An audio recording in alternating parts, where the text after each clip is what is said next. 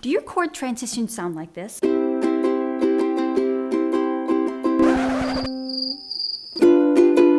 do you practice and practice and practice and just feel like you're going nowhere? You're putting the hours in, you're putting the time in, but you just don't feel like you're getting any better on the tough spots of your song. After years of helping my in-person students work through their tough chord changes, I've developed a method that guarantees progress and smooths out those chord transitions.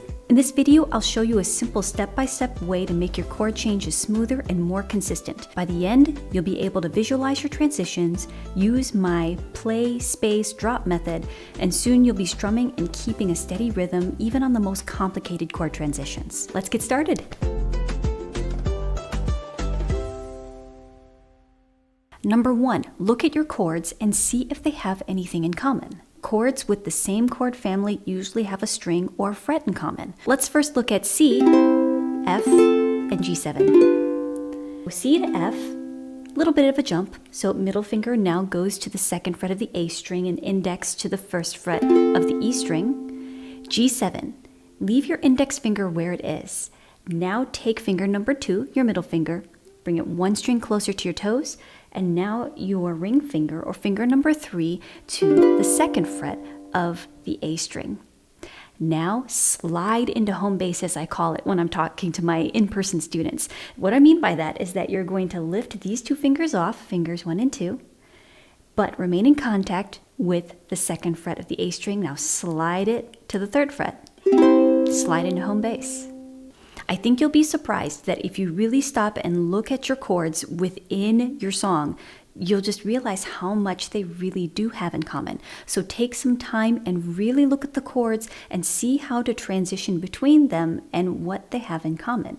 The next way that you can get yourself unstuck from those really tricky chord transitions is to actually visualize your chord transitions. You don't have to do it at the same time as moving your fingers and then closing your eyes. That can be really frustrating. No. I'm talking about visualizing one chord transition to the other where your fingers will move. So if you close your eyes and you think about moving a C chord to a G7, and you visualize where your fingers actually go on the fretboard, once you open your eyes, it's actually a lot easier. If you can't visualize yourself moving from one chord to the next, then you have to ask yourself, do I really know that chord? Then practice with your eyes open, moving finger by finger, step by step to that chord so that you really become familiar with it. Then close your eyes. Now this brings me to number 3. Most people practice their chord changes within the context of a song, but if you're struggling through it and making no progress, perhaps it's because you haven't drilled your chord changes progressively and slowly enough. Now this is a technique that I developed, the play, space, drop method, where we play a chord through a number of counts, how many I think that is appropriate for the student and where their level is. Then there's some space in between that we wait, and then eventually when we get comfortable with that, we drop some of those rests in between or that space, and eventually we play and transition between the chords with no rests or space at all. Play, space, drop. So for example, the chord chart requires an F, G7, and a C7, but what happens is that you have too many chords at one time that usually overwhelms people. So now we're just going to focus on 2 chords. Not 3, not 4, just 2. What we're going to do is that we're going to make an exercise out of it. We are going to have 4 counts of C, and then there's going to be 4 counts of rest, and then 4 counts of the new chord. We're going to do that over and over again until it's smooth. And yes, we are only going to be focusing on one skill at a time. That's why I say just down strums. 2, 3, 4. You can get fancy with it later, just not right now, because if you focus on one skill at a time, it's going to build your skills that much faster, okay? Let's try that with the metronome. I'm at 80 ppm. We'll transition between C and G7. Here we go. 1, 2, 3, 4. 1, 2, 3, 4. 1, 2, 3, 4. 1, 2, 3, 4. 1, 2, 3, 4. 1, 2, 3, 4. 1, 2, 3, 4. Hold a C. We'll end right here. And 2, 3, 4. As you could see, or you can rewind and just notice what I was doing, that with that rest period, during that rest, I was moving my fingers in place.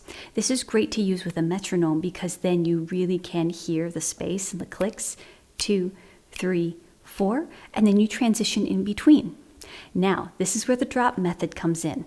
We are going to have 4 counts of C, then 2 counts of rest, and then 4 counts of G. This is going to sound a little weird. However, this is really going to help you gently transition from one chord to the next without being overwhelmed. Let's try that. 1, 2, 3, 4. 1, 2, 3, 4. 1, 2. 1, 2. 1, 2. 1, 2. 2, 3, 4. You're going to do that over and over again until you feel comfortable. And if you're ready, we're just going to play 4 counts of C, 4 counts of G7. Let's try it together. Here we go. 1, 2, 3, 4. 2,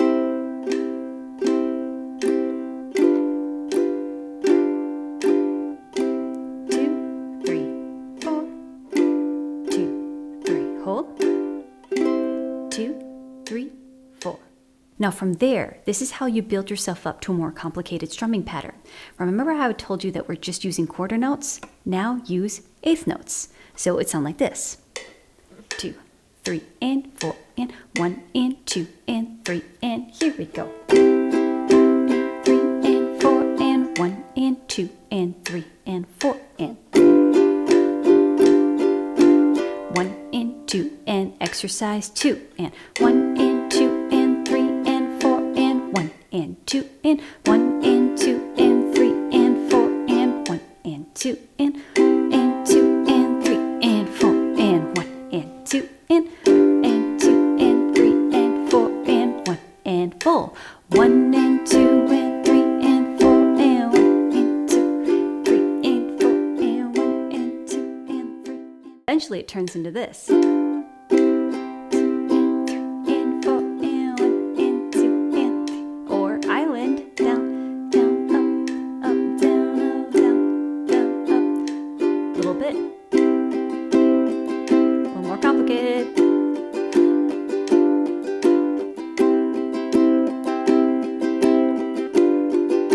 Strumming pattern.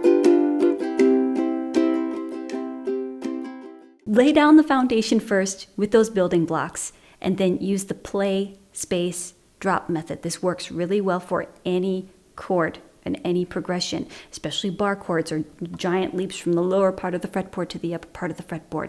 It's about building muscle memory and confidence in small exercises versus just throwing yourself within the context of a song.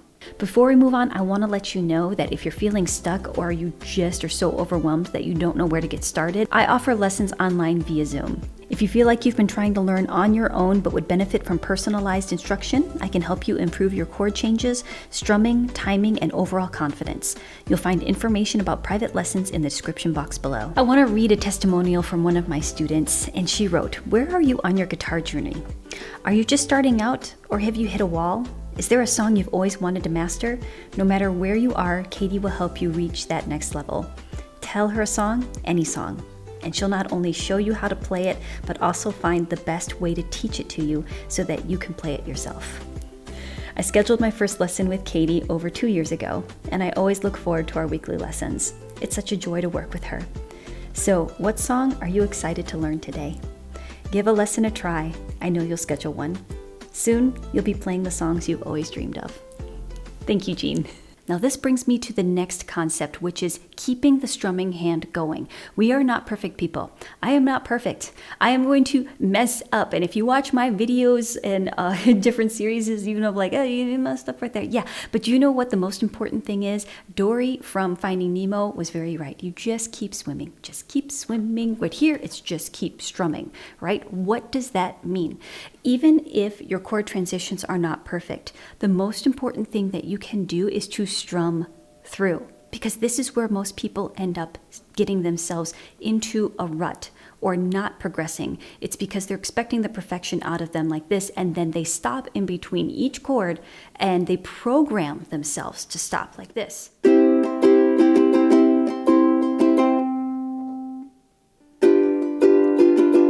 Now, if you're just getting the chords underneath your fingers, that's totally fine.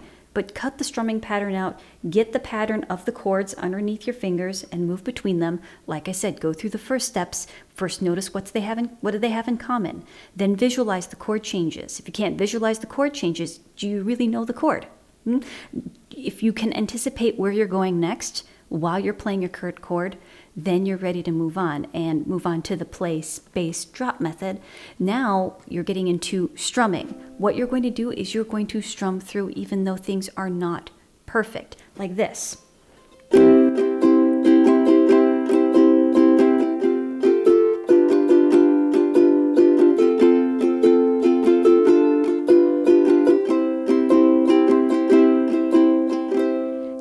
There were some notes that were just a little bit late. If not, just go back, rewind, and slow it down, and you'll notice that there are some fingers that are just a little late to the party. But you know what did not stop? My strumming hand. I kept that going. As imperfect as my chording hand was, keeping the strumming hand going and just playing is going to be the most important thing, because it teaches you to strum through your chord changes even if they are not perfect, and it deprograms you from stopping in between each chord. That's very important, to transition through your chords and not stop. I want to know what else you struggle with. Put that in the comments section below, because your comments, they fuel my content. I want to know what you struggle with and how possibly I could help. I would love to make a video on it. So comment section below. I read every single comment. May not be able to respond to every one of them, but I really do try, because you are my favorite part of YouTube.